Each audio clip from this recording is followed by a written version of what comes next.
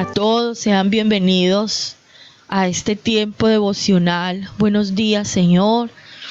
Hoy es lunes 3 de febrero del año 2020. Ya nos coronamos un mes. El tiempo corre, el tiempo va rápido. Dice en la Biblia que estos últimos tiempos, serían tan difíciles que por amor a nosotros los tiempos serían acortados. Y el Señor cumple su palabra. Quiero invitarle a que vayamos a la carta del apóstol Pablo a los Efesios, continuando con nuestro estudio de las cartas de Pablo. Nos corresponde hoy estudiar el capítulo 3. La carta a los Efesios es una carta que nos revela esa supremacía, ese valor tan alto que tiene la iglesia de Cristo. Esta carta contiene la verdad más elevada acerca de la iglesia, pero no la iglesia local, sino el cuerpo de Cristo, la iglesia universal. Vimos en cartas como Corintios o la carta de Filipenses que dan instrucciones muy concisas para la iglesia local, pero la carta de los Efesios nos habla a la iglesia universal, a la iglesia de Cristo. Esta carta exalta la posición de nosotros, los creyentes, los hijos de Dios, por medio de la gracia, la salvación que viene por gracia. Nos revela la verdad concerniente al cuerpo de Cristo, pero también nos habla de la conducta que está en armonía con la posición de nosotros los creyentes y lo que podemos disfrutar en el Señor. Hay unas divisiones en esta carta. Primero encontramos el saludo del apóstol, ¿cierto? Luego se nos habla claramente la posición de los hijos de los nuevos convertidos en Cristo en los lugares celestiales solamente por la gracia del Señor. Luego vamos a estudiar acerca de la conducta y el servicio como cristianos y también vamos a estudiar al final la conducta y el conflicto de cada creyente que vive lleno del Espíritu Santo. Hoy nos corresponde el capítulo 3 y vamos a leer. Dice el versículo 1: Por esta causa yo, Pablo, prisionero de Cristo Jesús, por vosotros los gentiles, si es que habéis oído de la administración de la gracia de Dios que me fue dada para con vosotros, que por revelación me fue declarado el misterio, como antes lo he escrito brevemente, leyendo lo cual podéis entender cuál sea mi conocimiento en el misterio de Cristo, misterio que en otras generaciones no se dio a conocer a los hijos de los hombres, como ahora es revelado a sus santos apóstoles y profetas por el Espíritu, que los gentiles son coherederos y miembros del mismo cuerpo y copartícipes de la promesa en Cristo Jesús por medio del Evangelio, del cual yo fui hecho ministro por el don de la gracia de Dios que me ha sido dado según la operación de su poder. A mí, que soy menos que el más pequeño de todos los santos, me fue dada esta gracia de anunciar entre los gentiles el evangelio de las inescrutables riquezas de Cristo y de aclarar a todos cuál sea la dispensación del misterio escondido desde los siglos en Dios, que creó todas las cosas, para que la multiforme sabiduría de Dios sea ahora dada a conocer por medio de la Iglesia a los principados y potestades en los lugares celestiales, conforme al propósito eterno que hizo en Cristo Jesús nuestro Señor, en quien tenemos seguridad y acceso con confianza por medio de la fe en Él, por la cual pido que no desmayéis a causa de mis tribulaciones por vosotros, las cuales son vuestra gloria. Vamos a parar aquí. El apóstol Pablo aquí está hablando de un misterio y repite la palabra varias veces. Él comienza diciéndole a los efesios, aquí a la iglesia: por esta causa yo, Pablo, prisionero de Cristo Jesús, por vosotros los gentiles. ¿Por qué decía el apóstol que él estaba prisionero? Un prisionero es una persona que está privada de su libertad. Y en aquellos tiempos pues era más duro porque los amarraban al cepo, los metían en sitios donde, mejor dicho, hasta ni el aire les llegaba. Entonces hacer esta alegoría de estar prisionero a Cristo es tener una entrega total, donde no era la voluntad del apóstol, sino que era la voluntad perfecta de Dios la que obraba en él, pero todo con un propósito, por los gentiles, por llevar el evangelio al pueblo gentil. Recordemos que los gentiles, así nos llaman a todos aquellos que no nacimos en Israel, que no tenemos sangre hebrea corriendo en nuestras venas. Esos somos los gentiles. Por amor a los gentiles, el apóstol Pablo vivía como prisionero de Cristo, porque tenía un propósito claro en su vida, y era traer al pueblo gentil el evangelio, era anunciar la salvación a los gentiles. Entonces Pablo tenía un ministerio específico, así como Pedro fue llamado a llevar el evangelio de la redención por gracia a los judíos, Pablo tenía que hacerlo a los gentiles. Es el mismo evangelio, es la misma verdad, pero expuesta de diferente manera a dos pueblos muy distintos. El evangelio no se predicaba igual a un gentil que a un judío. Era el mismo evangelio, pero la forma de exponerlo era diferente. Y por eso el apóstol Pablo había asumido este compromiso. Recordemos que él tuvo un encuentro cara a cara con el Señor. De acuerdo a lo que estudiamos en estas cartas, podemos deducir que el apóstol Pablo estuvo casi 3 años con el Señor antes de comenzar su ministerio. 3 años recibiendo instrucciones, recibiendo un conocimiento divino. Lo estudiábamos en la carta a los Corintios, cuando él dice, conozco a un hombre, si en el cuerpo no lo sé, si en el espíritu no lo sé, que estuvo en el cielo, donde escuchó cosas insondables que son difíciles de explicar. Estas experiencias vivió el apóstol Pablo con el Señor. Y aquí nos habla del misterio, el gran misterio que le fue revelado. Un misterio es algo que está oculto, que nadie conoce. Algo misterioso es algo que no ha sido expuesto al público, ¿cierto? No se sabe qué es. Pues ese misterio aquí nos es revelado, y el misterio era la iglesia. El misterio es la iglesia. Cómo Dios de dos pueblos, del pueblo hebreo y del pueblo gentil, podría ser un solo pueblo, podría tener un solo pueblo, y ese pueblo es la iglesia.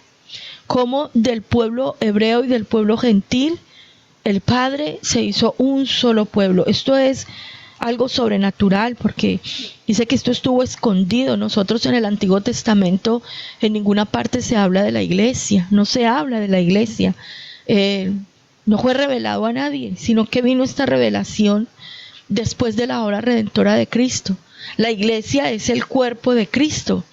La iglesia es el cuerpo, y es esa manifestación, esa manera en que Dios se ha hecho un pueblo único para Él, donde dice la Biblia, no hay diferencia entre griegos y judíos, entre hombres y mujeres, no hay diferencia de nada, donde somos uno solo en el Señor, uno solo en el Señor.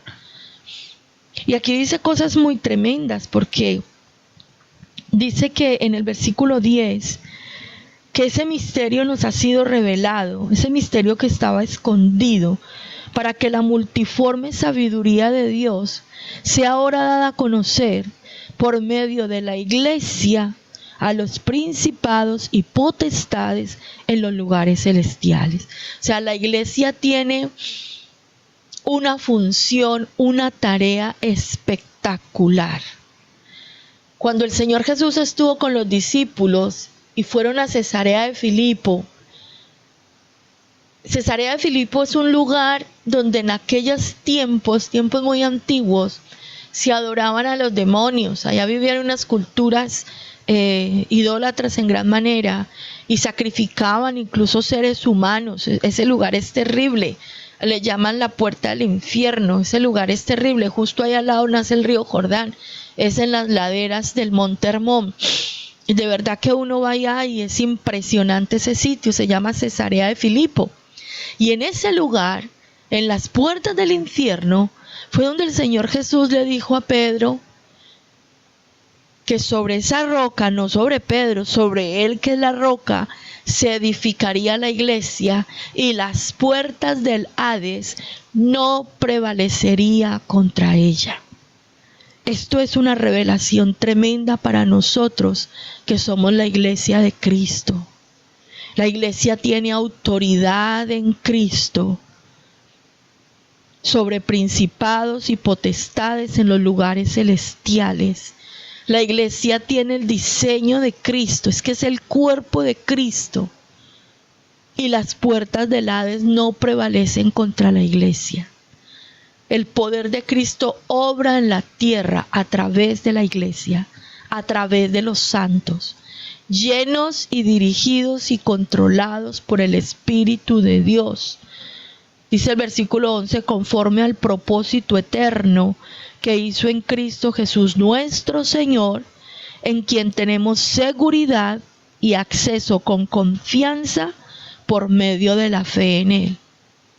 ¿Alcanza usted a entender el poder de la oración de la iglesia sobre esta tierra y en los lugares celestiales? Alcanzamos a entender en esta mañana por qué es tan importante que usted y yo nos presentemos todos los días en el altar y oremos con voz audible, conforme a la Escritura, para que la gloria de Dios llene la tierra y vengan tiempos de refrigerio, tiempo de salvación sobre la tierra,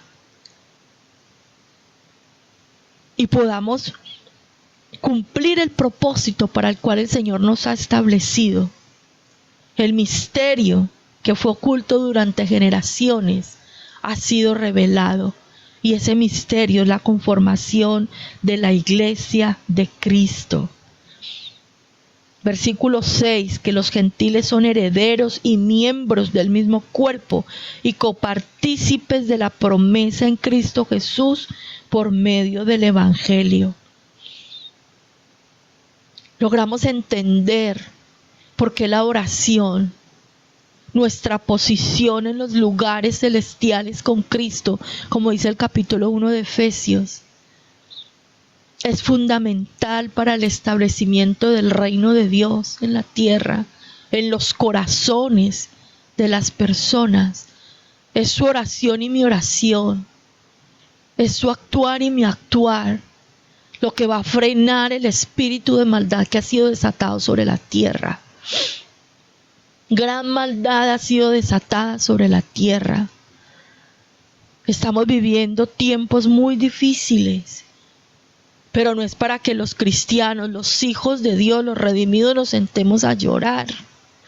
Aquí tenemos que vivir por la palabra, por nuestra posición en Cristo. Estamos en Cristo, no estamos en crisis, estamos en Cristo. Hay un virus horroroso que han soltado sobre la tierra para matar a miles de millones de personas. El mundo está asustado porque no hay vacuna, porque el virus está mutando y no se sabe qué hacer. Usted y yo, ¿qué vamos a hacer? Somos la iglesia para dar a conocer a los principados y potestades en los lugares celestiales la multiforme sabiduría de Dios. Tenemos que orar, mis amados. Tenemos que vivir conforme a la verdad de Cristo, porque tenemos una tarea con la cual cumplirle al Señor. No sentarnos a llorar cuando vemos las crisis en nuestro hogar, en nuestros hijos. No sentarnos a llorar, a renegar y a maldecir. Es orar, es bendecir, es orar conforme a la Biblia. Y hay algo muy especial, muy lindo, porque, a ver, aquí el apóstol Pablo comienza diciendo: por esta causa yo, Pablo, prisionero de Cristo Jesús por vosotros, si es que habéis oído de la administración de la gracia de Dios. Y él como que iba a decir algo y se fue por otro lado. Pero ese por esta causa lo retoma en el versículo 14. Por esta causa doblo mis rodillas ante el Padre de nuestro Señor Jesucristo. O sea, él le va a explicar a la iglesia, nos explica a nosotros. ¿Por qué tiene que doblar las rodillas? Porque nosotros somos el misterio de Dios revelado en este tiempo. Porque la iglesia tiene una función y una tarea que cumplir. Porque la iglesia tiene que hacer lo que Cristo le manda. La iglesia tiene que cumplir su tarea. La iglesia tiene que acelerar la segunda venida del Rey de Reyes y Señor de Señores para la consumación de todos los tiempos. Porque la iglesia es la que tiene que obstaculizar la obra del espíritu de maldad que se ha soltado sobre la tierra. Pero una iglesia santa, una iglesia que vive el evangelio verdadero, no una iglesia que se vende por milagros, no una iglesia que se vende por ganancias deshonestas, no una iglesia que vive en pecado y le busca justificación a su pecado y paga para que le justifiquen su pecado, sino una iglesia que se santifica, que se purifica, una iglesia que se esfuerza en la gracia por caminar en libertad, en santidad, en integridad, una iglesia que entiende su posición, es el cuerpo de Cristo y tiene una tarea que cumplir. La cabeza es perfecta porque la cabeza es Cristo. Él es perfecto y obra en perfección. Por lo tanto, el cuerpo tiene que ir acorde a la cabeza. Ahora sí, ¿cómo es la oración que hace el apóstol Pablo por la iglesia?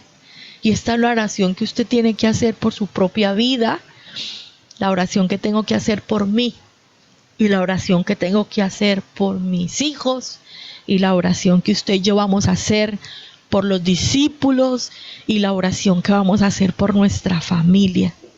Versículo 14, por esta causa doblo mis rodillas ante el Padre de nuestro Señor Jesucristo, de quien toma nombre toda familia en los cielos y en la tierra, para que os dé, conforme a las riquezas de su gloria, el ser fortalecidos con poder en el hombre interior por su espíritu.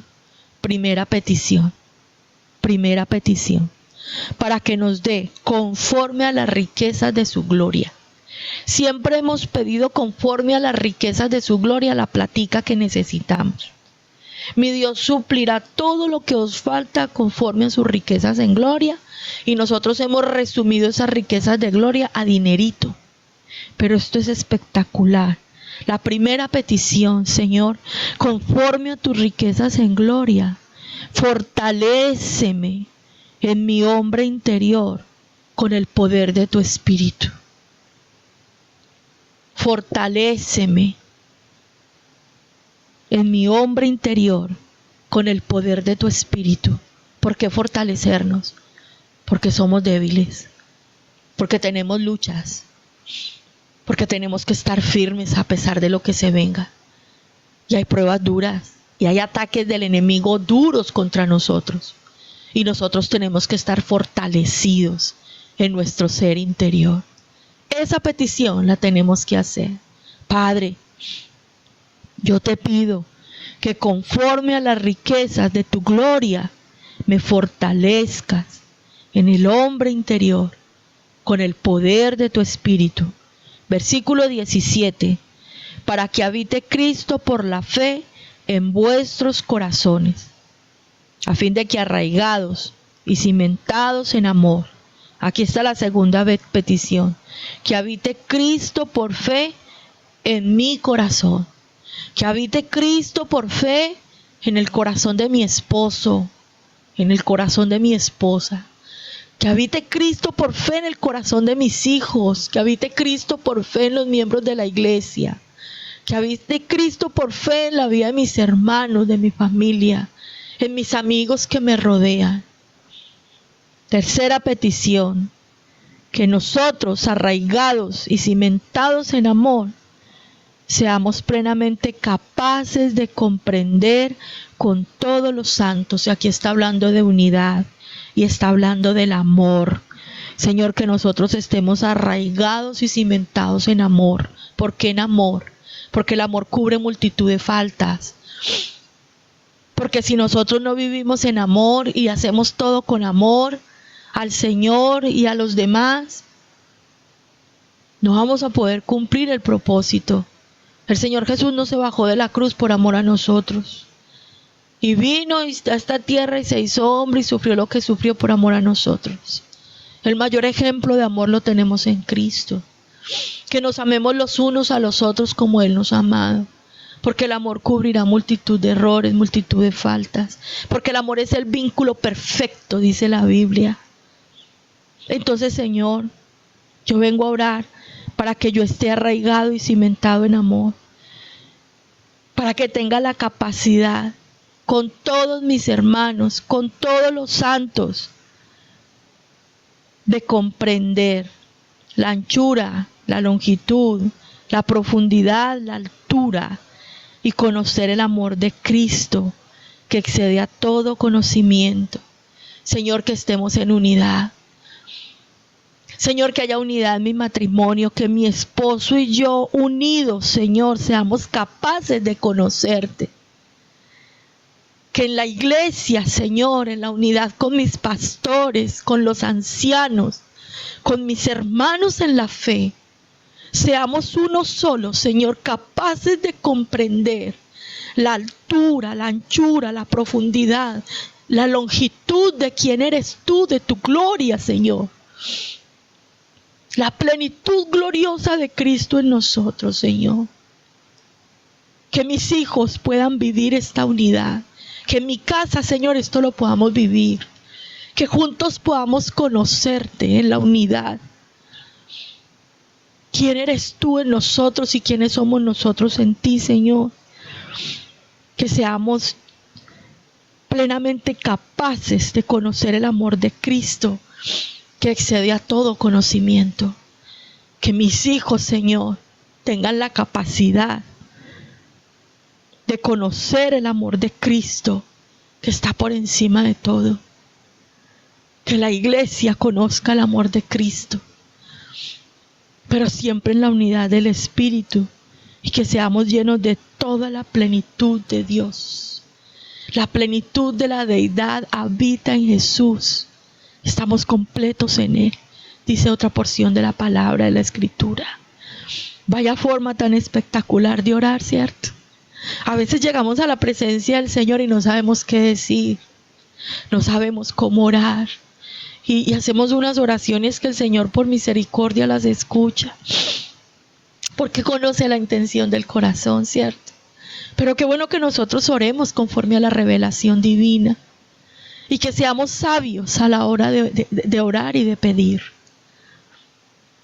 Tremenda oración que nos enseña Dios, el Padre, en su misericordia esta mañana, para que aprendamos a orar por nuestras propias vidas. Y aprendamos a orar por nuestras familias, por nuestros hermanos. Dice el versículo 20, y a aquel con mayúscula que es poderoso para hacer todas las cosas mucho más abundantemente de lo que pedimos o entendemos, según el poder que actúa en nosotros. Este es el Dios que usted y yo tenemos en nuestra vida.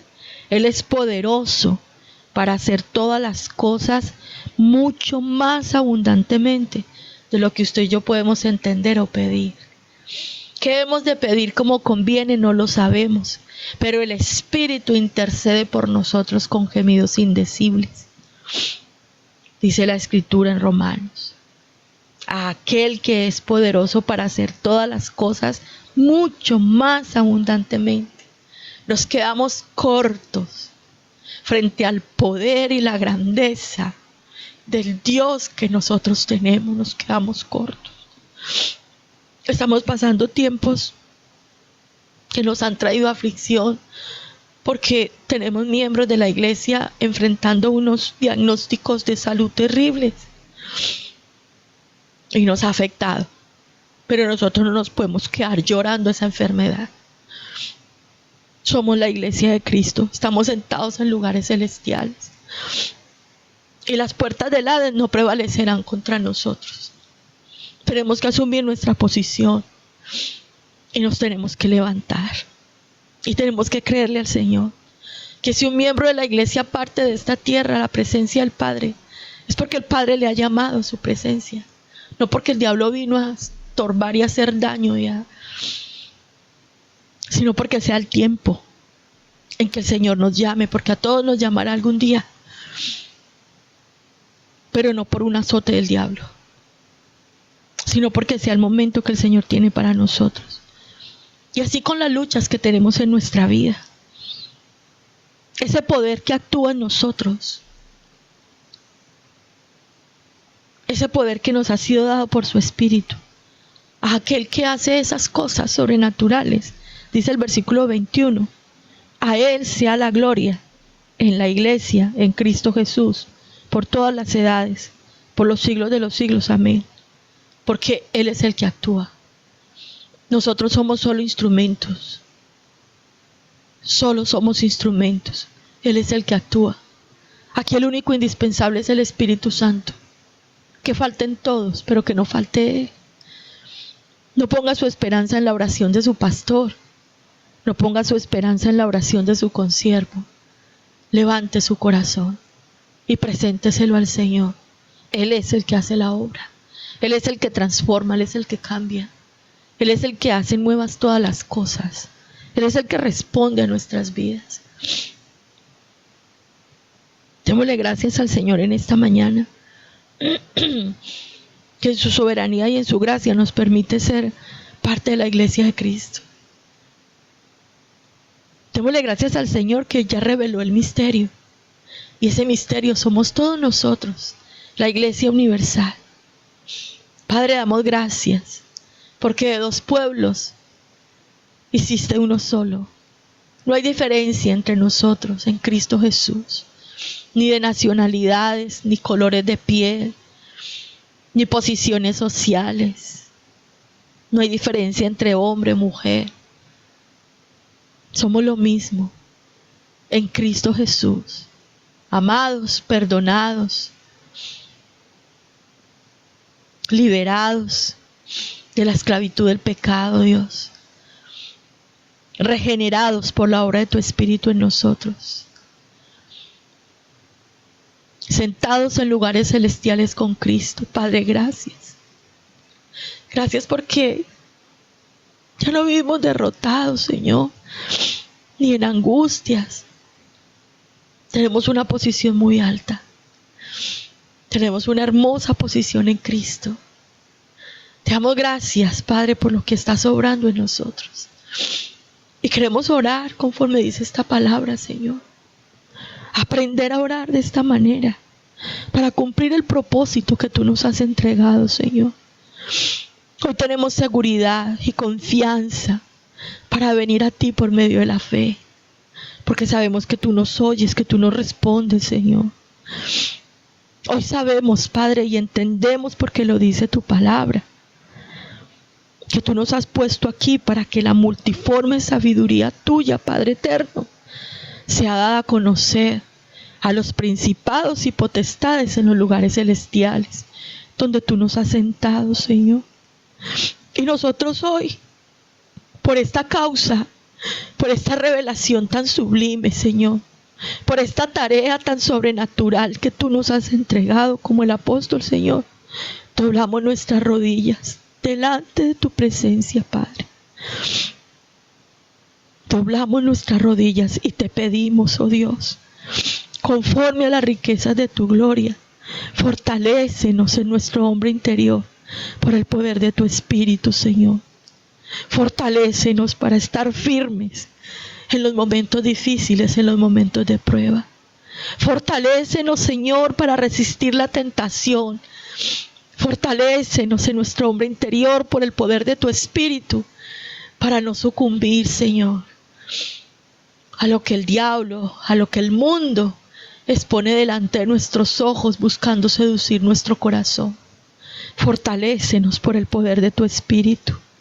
Te pedimos en esta mañana, Padre, que habite Cristo por la fe en nuestros corazones, en el corazón de nuestros hijos, en cada miembro de la iglesia, Señor. Que habite Cristo por la fe en nosotros y que podamos estar arraigados y cimentados en tu amor.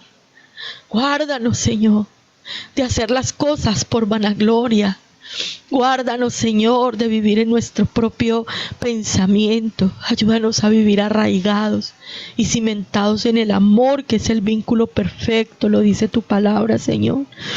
En tu amor, oh Dios de los cielos, que nos hace vivir en armonía contigo y con los demás. Ayúdanos, papá, que cada uno de nosotros, Señor, seamos plenamente capaces de comprender, unidos con todos los santos, la anchura, la longitud, la profundidad y la altura, la grandeza de tu amor. Trae unidad a nuestras vidas. Danos unidad en nuestra relación matrimonial. Trae unidad a nuestra casa, Señor. Te pedimos que nos liberes de todo espíritu de división, que se ha desarraigado de nosotros las peleas, las contiendas. Señor, que nuestros hijos estén unidos a nosotros los padres, que seamos uno solo en Cristo, que tengamos unidad, mi Señor, en la iglesia, que seamos uno para ver tu gloria. Que no hayan divisiones, ni disensiones, ni pleitos, Señor. Y que en esa unidad que tú nos das podamos conocer el amor de Cristo, que excede a todo conocimiento. Y te pedimos, Padre, que seamos llenos de tu plenitud. Que no nos haga falta nada, nada de lo que tú eres, Señor.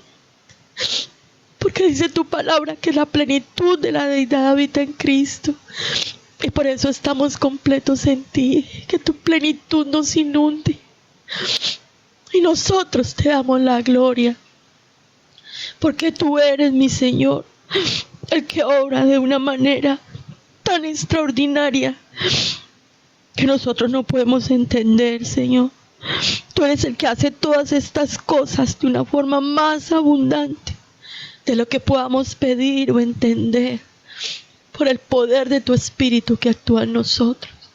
Por eso aquí postrados, Señor, te damos la honra y la gloria. Tu iglesia te alaba, Señor. Tu iglesia te proclama poderoso, soberano, alto y sublime, Rey eterno.